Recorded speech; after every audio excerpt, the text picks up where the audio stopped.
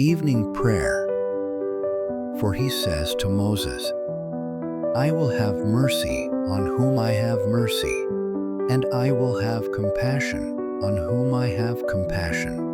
In these words, the Lord plainly claims the right to give or withhold his saving mercy according to his sovereign will. Just as a king holds the power of life and death, so the judge of all the earth has the right to either spare or condemn the guilty as he sees fit.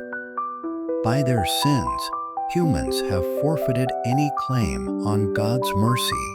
They deserve punishment.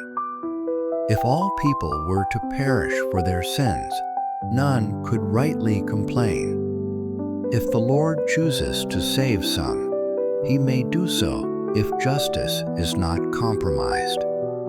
But if he decides to leave others to the punishment they deserve, no one has the right to challenge his decision. Foolish are those who argue against God's sovereign grace. Such debates are nothing more than the rebellion of proud human hearts against the authority of the Almighty. When we see our own desperate condition and recognize the justice of God's judgment against sin, we stop questioning whether God must save us. We no longer grumble if he chooses to save others instead, as if he were doing us an injustice. Instead, we realize that if he shows us any mercy at all, it is an act of pure grace, and we will forever bless his name for it. How can those who are chosen by divine election fully express their gratitude for God's grace? They have no grounds for boasting, for his sovereign choice leaves no room for pride.